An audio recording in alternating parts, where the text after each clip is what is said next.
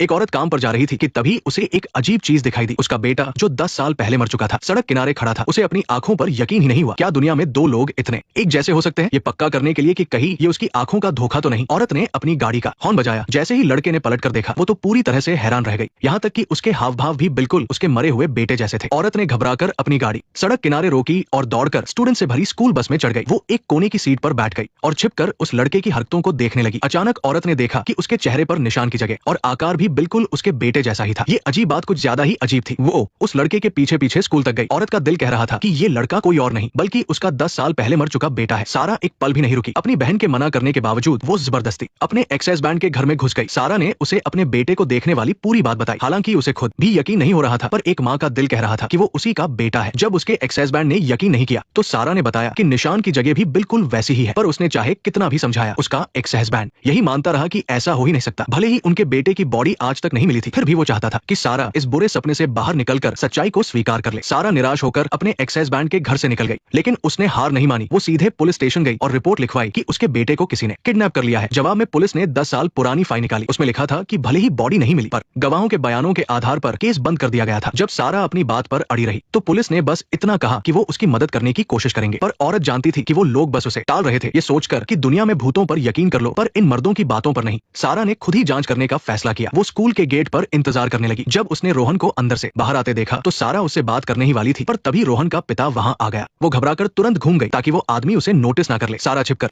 उन दोनों का पीछा करते करते एक सुनसान हवेली तक पहुंच गई। उसने अपने फोन से एक तस्वीर खींच ली और फिर वापस आकर उस जगह के बारे में सब कुछ पता लगाने लगी। सारा ने अपने बेटे की पुरानी तस्वीरें निकाली। खुद को अपने पुराने लुक में लाने के लिए उसने अपने सालों से लंबे बाल काट दिए। फिर सारा को इंटरनेट पर पता चला कि रोहन के स्कूल में टीचर की नौकरी निकली है। उसे लगा कि ये एक शानदार मौका है अपने बेटे के करीब जाने का। वो इंटरव्यू देने स्कूल पहुंच गई। उसका शानदार बायोडाटा देखकर प्रिंसिपल ने उसे फौरन रख लिया। इस तरह वो आसानी से उस स्कूल में टीचर बन गई। सारा रोहन की म्यूजिक टीचर बन गई। उसे पता चला कि रोहन की माँ बचपन में ही गुजर गई थी और वो हमेशा से अपने पिता के साथ रहा है। सारा का जरूरत से ज्यादा ध्यान रखना, बचपन से माँ के प्यार के लिए तरसे रोहन को बहुत अच्छा लगा, पर शायद ये बात उसके पिता को पसंद नहीं आई। उसने सारा से मिलकर कहा कि उसका बेटा आमतौर पर शांत रहता है, लेकिन पिछले कुछ दिनों से वो बस सारा की ही बातें कर रहा है। सारा उस आदमी की चिंता समझ गई और उसने फौरन बात बदलकर बच्चे की पढ़ाई पर ले आई। उसने कहा कि रोहन में म्यूजिक का टैलेंट बहुत है और वो चाहे तो अकेले में उसे घर पर आकर सिखा सकती है, लेकिन उस आदमी को लगा कि म्यूजिक से बच्चे की पढ़ाई खराब हो जाएगी और उसने सारा के इस ऑफर को साफ मना कर दिया। पर वो औरत इतनी आसानी से कहां हार मानने वाली थी। उसी रात वो उस आदमी के मना करने के बावजूद सीधे रोहन के घर पहुंच गई। वो आदमी उसे मना करने ही वाला था, पर सारा तब तक दरवाजे के अंदर आ चुकी थी। वो आदमी थोड़ा घबराया हुआ लग रहा था और जल्दी से उसने दरवाजे से बाहर झांक कर देखा। तब तक सारा रोहन के कमरे में जा चुकी थी। उसने देखा कि बेटा मन लगाकर पढ़ाई कर रहा है तो उस आदमी की उसे रोकने की हिम्मत नहीं हुई। तभी सारा ने ध्यान दिया कि कमरे में लड़के के बचपन की एक भी तस्वीर नहीं थी। रोहन को भी नहीं पता था कि